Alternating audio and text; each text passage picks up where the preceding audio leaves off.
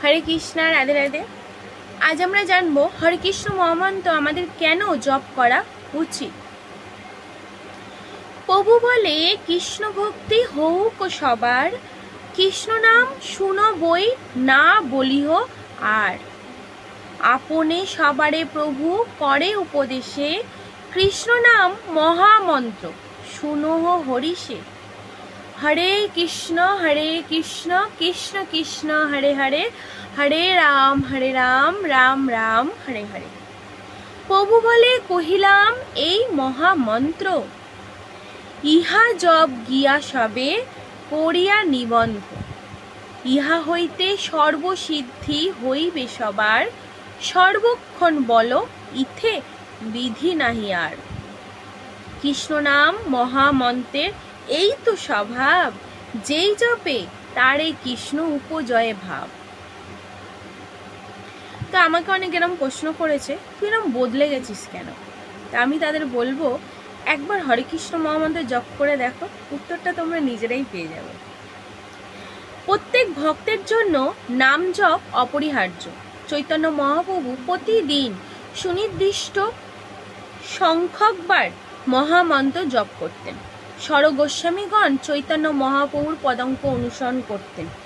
হরিদাস ঠাকুরও এই নীতিমালা অনুসরণ করতেন। অন্যান্য দায়িত্ব পালন ছাড়াও শ্রী চৈতন্য মহাপ্রভু প্রতিদিন সুনির্দিষ্ট সংখ্যকবার পবিত্র নাম জপের নিয়ম প্রবর্তন করেন। তাই শ্রী চৈতন্য মহাপ্রভুর অনুসারী ভক্তদেরকে প্রতিদিন অবশ্যই কমপক্ষে 16 মালা জপ করা উচিত। আন্তর্জাতিক কৃষ্ণ ভাবনামৃত সংঘেও নাম জপের এই সংখ্যা নির্ধারিত করেছেন। হরিদাস ঠাকুর প্রতিদিন 3 লক্ষ মালা জপ করতেন। 16 মালা জপ করলে প্রায় 28,000 নাম জপ করা হয়। হরিদাস ঠাকুর অথবা অন্যান্য গোস্বামীদের অনুকরণ করার দরকার নেই, তবে প্রতিদিন সুনির্দিষ্ট সংখ্যকবার নাম জপ প্রত্যেক ভক্তের অবশ্য কর্তব্য।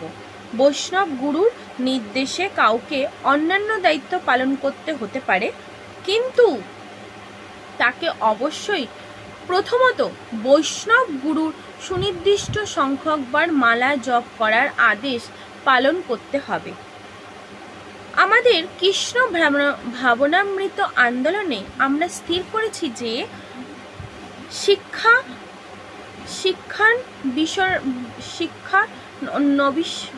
শিক্ষা নবিশরা প্রতিদিন কমপক্ষে 16 মালা জপ করবে। যদি কেউ কৃষ্ণকে মনে রাখতে চায় এবং ভুলে যেতে না চায়, তবে প্রতিদিন নাম জপ একান্তভাবেই প্রয়োজন।